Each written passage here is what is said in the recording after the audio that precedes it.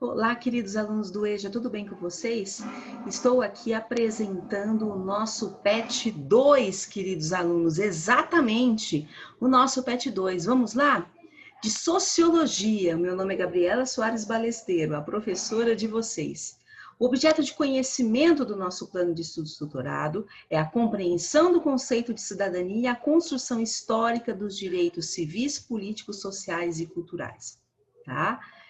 A nossa atividade da primeira semana é: será que a política é realmente importante para as nossas vidas? Segundo o autor Bertolt Brecht, o pior analfabeto é o analfabeto político, ou seja, o indivíduo que é inerte, que não participa dos acontecimentos políticos, que tem simplesmente ojeriza em relação à política. Tá? E esse entendimento, essa ideia, ela vem sido sustentada inclusive por alguns autores atuais, tá? Como Boaventura de Souza Santos, Rodolfo Viana Pereira, tá? Que justamente entendem que a repulsa ou a recusa da população em participar da política, de algumas pessoas em participar da política, tá? Justamente é um fator que desestabiliza o sistema democrático como um todo, tá joia? Então, eu trago um trecho do texto Analfabeto Político e vocês vão fazer a leitura, tá? Desse autor, Bertolt Brecht. Vocês vão fazer a leitura para responder o exercício que está logo abaixo no formulário de vocês, tá joia? Atividade da semana 2. Vamos falar um pouquinho sobre cidadania, política e participação. Para a consolidação da nossa democracia, é necessária a adoção por parte de todos de uma postura cidadã, fundamentada na defesa de direitos e cumprimento de deveres, e mais ainda, em uma exigência dos governantes em relação à execução de suas responsabilidades e um governo ético. Todavia, nós não podemos esquecer que a cidadania é uma via de mão dupla, ou seja, para exigirmos nossos direitos, nós também temos que cumprir os nossos deveres. Tá? Os nossos deveres enquanto cidadãos. Mas, professora, como assim? Eu penso o seguinte: os impostos são caros, muitas vezes sim, são onerosos, sim, é necessário que nós lutemos para baixar os nossos impostos, muitas vezes sim, tá? Só que é do dinheiro dos nossos impostos que muitos serviços públicos são prestados. Então, como é que eu vou exigir? É o meu pensamento, tá? Como é que eu vou exigir o cumprimento de um direito, a efetividade de um direito à saúde, de um direito à educação, de uma política pública adequada no meu bairro, se eu não faço o pagamento dos meus impostos? Tá? Se eu não realizo o pagamento do meu IPTU para minha municipalidade em dia, como é que eu posso exigir?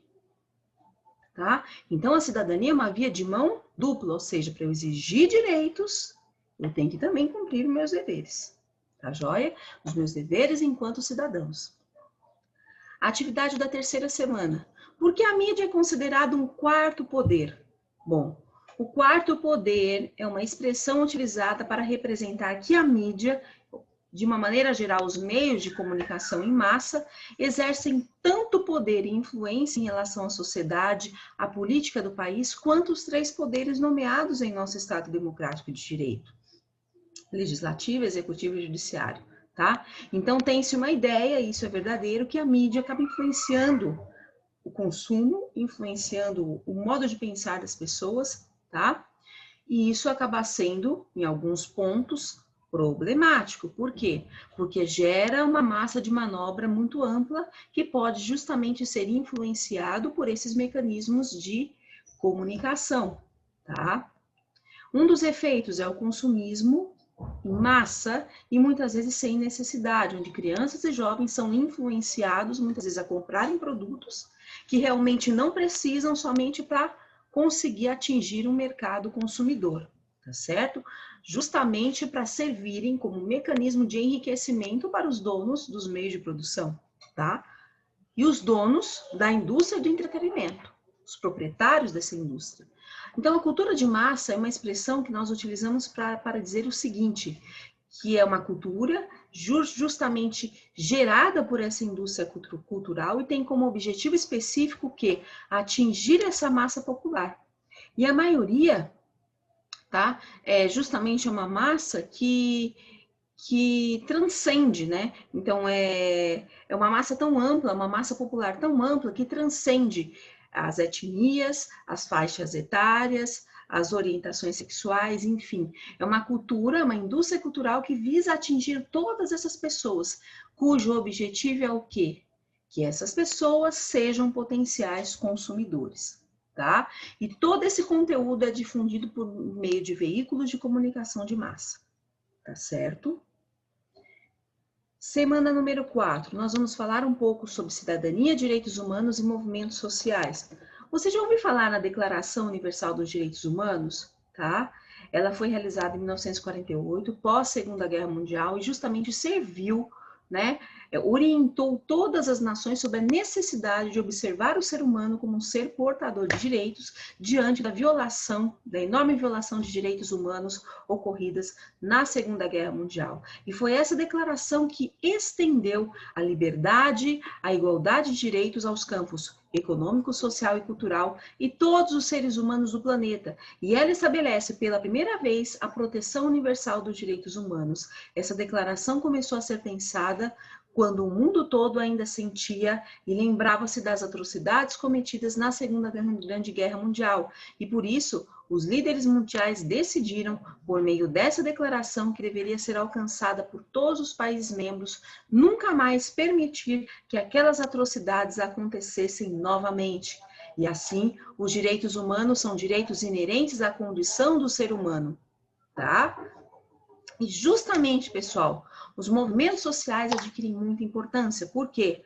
Os movimentos sociais, especialmente os movimentos atuais, como o movimento negro, o movimento feminista, o movimento LGBT, os ambientalistas, justamente visam o quê? A tutela desses direitos salvaguardados na Declaração Universal de Direitos Humanos, tá?